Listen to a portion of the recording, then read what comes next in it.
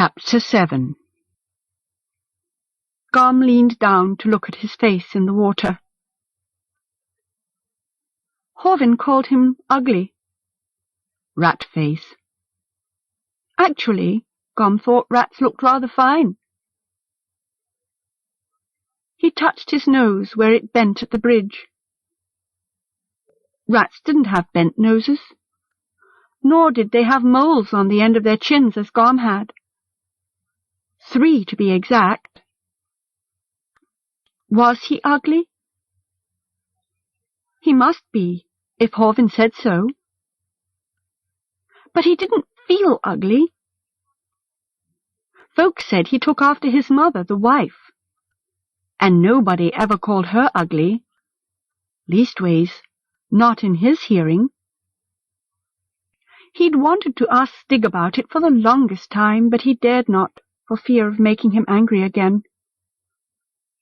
Once, Stig had overheard Horvin calling Gom ugly, and that was the one and only time Gom had ever seen his father out of countenance. "As you are your mother's son," Stig said to Horvin, not raising his voice, but making Gom shiver all the same, "don't let me ever hear you say that again. Gom is the image of the wife, your mother, that reared you faithfully until, as I've always told you, she had to go off on business of her own. She was small. She'd not come above halfway up my chest, and Gom looks fair to being the same. But she weren't ugly, don't you ever think it. When you abuse Gom so, you offer your mother like insult. And children who do that aren't worth a pinch of salt." Of course, this hadn't endeared Gom to his elder brother any the more. Horvin had gone off, his fist to his nose, looking at Gom in a meaningful way that Gom couldn't fail to understand. "How that boy can say such things to you, his own brother, is beyond me," Stig said on the way home. "It's not natural at all. I just don't understand it." But Gom did.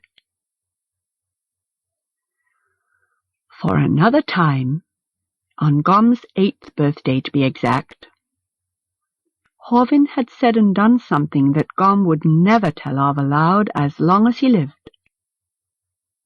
Not to Stig, or Hilsa, or Stock, or anyone. Gom was going through a back alley on his way to visit Hilsa and Stock for cake and a gift from each, when Horvin, 14 and almost as big as Stock already, had come up behind him, and seizing the leather thong around Gom's neck, had pulled it tight enough to choke him. "Dwarf," he said, "ugly, ugly dwarf. Nobody picked you to live with them.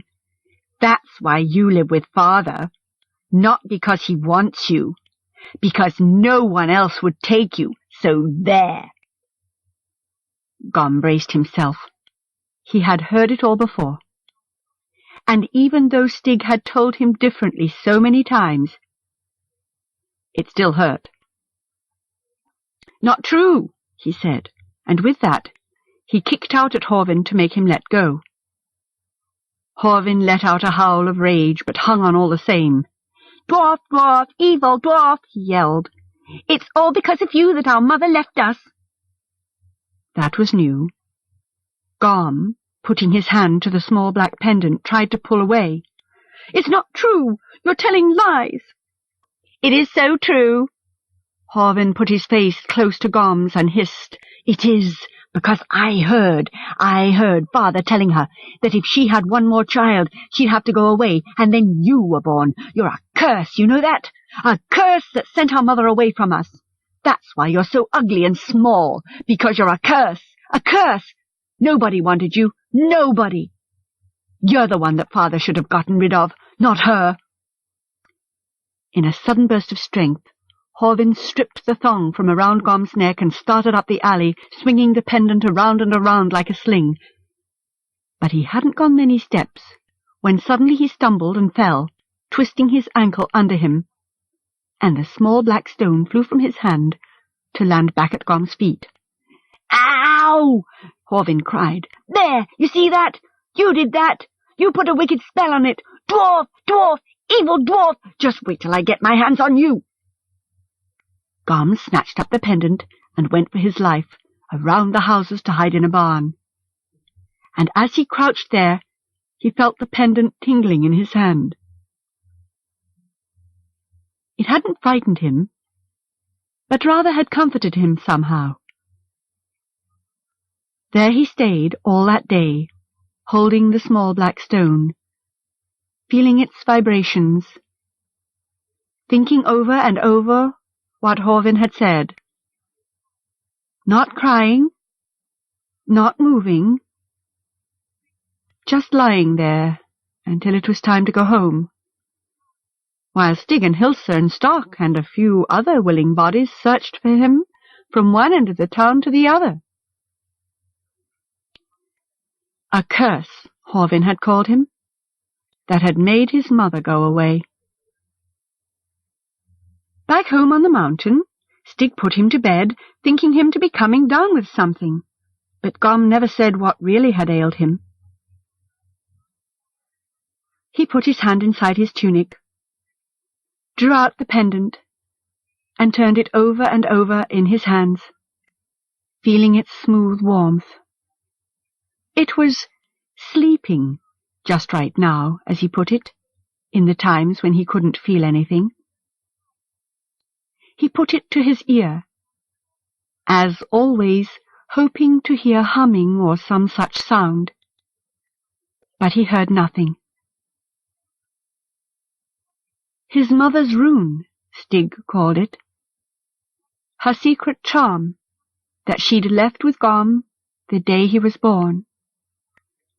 Because, yes, it was true, he'd learned it from Stig himself, and from Hilsa and Stock, that she had gone off and left them all on that very day, just as Horvin had said. Was the rest of what his brother had said true as well? Not according to Stig.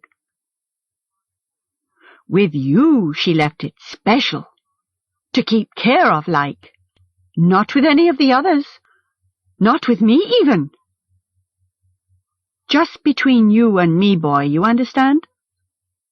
You're the child she was really after, much as she loved the rest.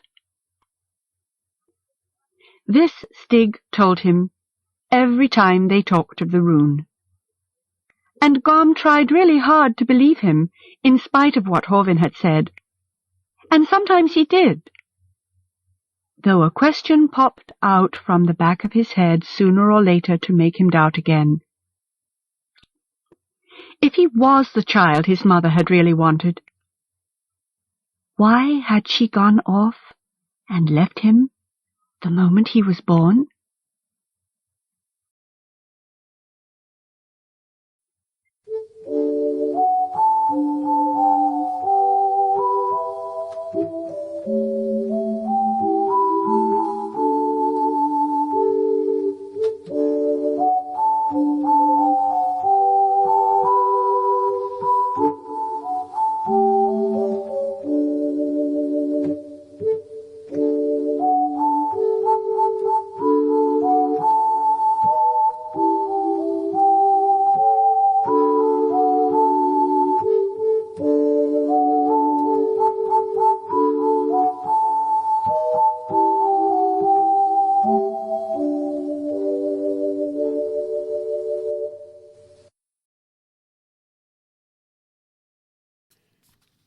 Thanks for listening.